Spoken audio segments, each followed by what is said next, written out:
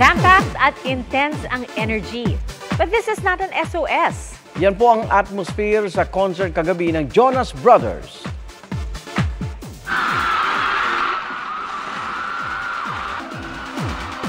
Puno ng nostalgic feels na i-perform nilang ilan sa kanilang greatest hits, kabilang ang Hold On, SOS at Love Bug.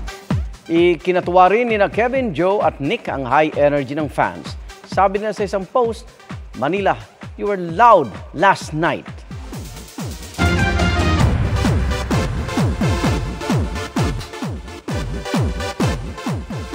Sa kabila ng issue ng hiwalayang Bea Alonzo at Dominic Roque, back to work na si Bea. Kasama niya sumabak sa unang araw ng taping ng Widow's War, si Carla Abellana. Ayon kay Bea, so far so good ang unang beses na naka-eksena niya si Carla. Naging magaan lang din ang una nilang eksenang magkasama.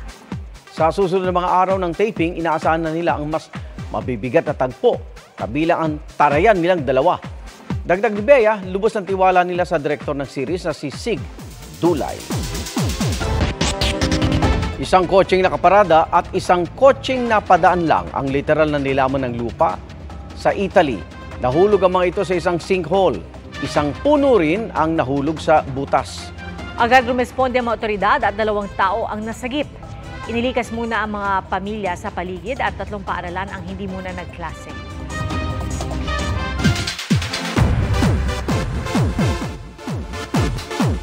Empowered girl boss si Heart Evangelista. Dahil yan sa kanyang stunning look sa Milan Fashion Week.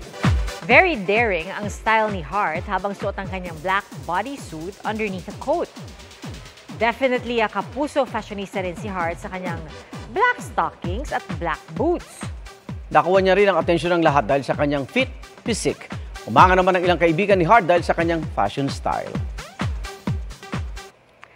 From abot kamay na pangarap to abot kamay na wishes. Dahil sa 19th birthday ni Jillian Ward, aka Doc Annalyn, nakatanggap siya ng pagbati galing sa Abot Kamay Boys.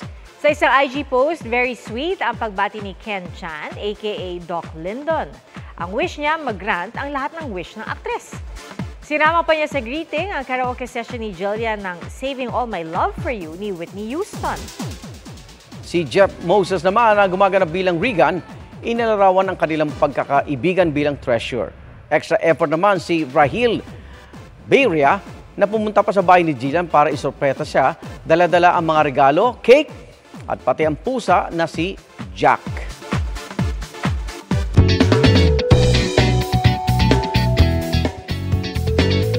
Pinatunayan ng magtatay mula Cebu City na wala sa edad ang swabbing moves. Kaya naman ang kanilang mala P-pop idol na galawan trending sa TikTok.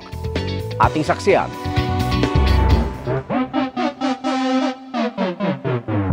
Mapahaligi ng tahanan o haligi ng sayawan. Kaya yan ng 70 anyos na si Tatay Efren mula sa Cebu City. Hindi lang pang back up, kundi pang front act talaga ang kanyang dance moves.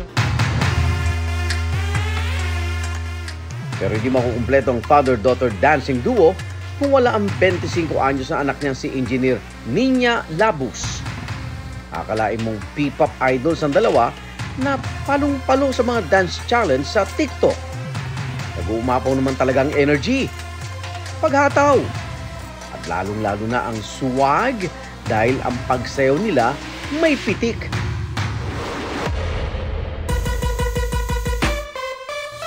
Kwento ni Engineer Nina, nagsimula silang mag-post ng dance videos sa kalagitnaan ng pandemic. Ang kanilang exercise/banding session, kinakaaliwan ng netizens sa TikTok. Akala pa ng iba, dancer siya noon. Pero inamin ni Tatay Efren na tinuturuan lang siya sumayaw na anak at ine-enjoy niya lang ito. Ang problema ay away, kay mura na nagsingot ang problema. Hindi kasingot mo sa tao. Karpohe na huwag ka ng problema. Talaga naman pinatunayan ni Tatay na hindi hadlang ang edad sa swabbing dance moves. Ang isang dance cover nga nila, mahigit 8.6 million views at 1.1 million likes na sa TikTok. Mga kapuso, sama-sama tayong maging saksi Mag-subscribe sa GMA Integrated News sa YouTube at para sa mga kapuso abroad, samahan niyo kami sa GMA Pinoy TV at sa www.gmanews.tv.